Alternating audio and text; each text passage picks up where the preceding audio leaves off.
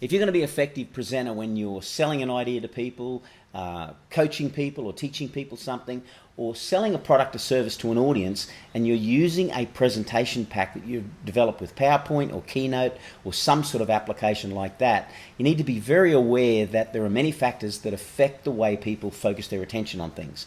And when I say focus their attention, I mean what they give conscious attention to. Now, nothing could be more important for us as a presenter, and I want to reinforce an important point, or the point around that, with this mobile phone.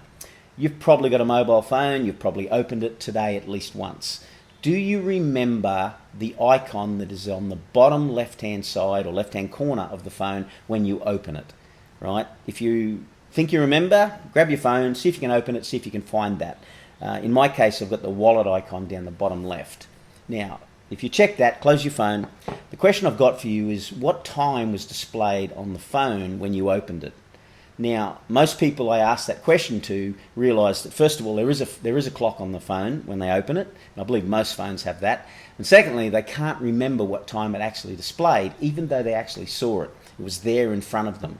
And your focus and your attention, if that was the situation with you, was guided by the question we actually asked. And this reinforces an important point. There's many things that we can give attention to. There's lots of data and lots of information that's coming at us that we could take notice of, but we are very selective because we have limited channel capacity. We have limited capacity to take it all in, and you need to be aware of that as a presenter.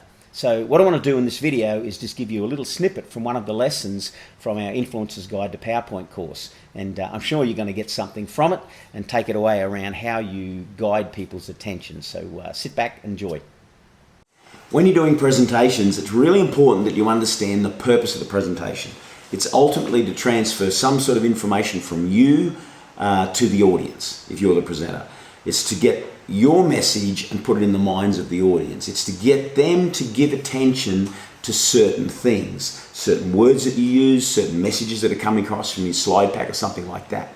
Now, unless you understand the psychology of attention or the psychology of focus, and understand specifically what it is that causes people to give attention to certain things, causes them to take certain messages away and not confuse it with other messages that they could potentially get, then you're going to be ineffective in achieving that outcome. So that's what we want to talk about in this particular video, in this lesson.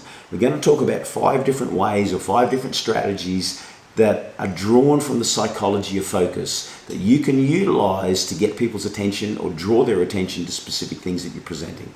Now, we're talking in the context of utilizing slide pack. We can also apply these things to flip charts and posters and anything that you basically want to present in front of them to give them a particular message. Now, the first one is this, it's contrast. What is contrast? Well, contrast is the characteristic of something to stand out from other things. So you'll see, because of the lighting and the fact that my skin is lighter than the background, my face and my hands and everything stands out or has higher contrast to the background, right? And we do that on purpose. If I were to wear a bright yellow shirt or something like that, that would have high contrast, and then that might actually draw your attention to the shirt. So in this particular case, I wear a dark shirt, dark background, so that you can give attention directly to me. So that's contrast. Now, contrast in a presentation, right, on the screen, we can represent that just with some dots. How do you create contrast? It's going to be generally done through shading or colors or something like that. So the dot that gets your attention on the screen here is the one that has the highest contrast. In this case, it's shaded white, while the others are all shaded some sort of grayscale. So that's contrast. The second way of getting people's attention, you can utilize color. And as I said, if I were to put a yellow shirt on, that would get your attention because the color of it is quite bright. Certain colors stand out from other colors.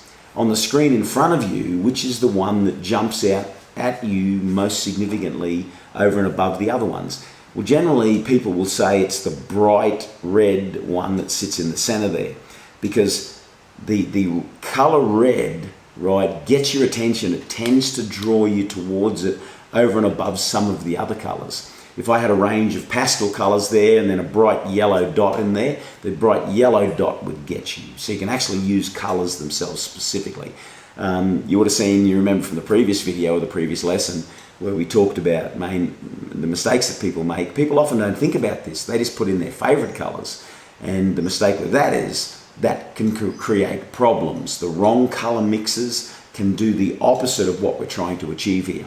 Might make it hard to read. The poor colour choices make it cause things to blend or change the actual way the colour is perceived or something like that. So colour choices, anyway, can be used to draw people's attention and guide their focus. The other one, or the third one, is size. The size of something can actually grab people's attention. And I just represent it like this. Got a series of dots, they're all the same colour. None of them contrast in any particular way over and above the other ones, but the one on the bottom left is much, much larger than the others, therefore it gets your attention. People often use this with font. They'll do small font, then a large font, right, for a particular word. Your attention goes to that large font word. So size can be utilised to guide people's focus and attention towards particular things. Well, there you go. Hope you enjoyed that, and I trust you walked away from that with some important lessons about how you guide people's attention intentionally when you're developing a PowerPoint presentation pack and presenting this information to people. Now, if you want more information about that particular course, the Influencer's Guide to PowerPoint, take a look at our website, 9skillsfactory.com/course of the month. We're giving a lot of attention to this particular course, and I'm sure you're going to get something useful out of it. So there you go. Hopefully I'll see you in another video where we give you a bit of a snippet from this particular course.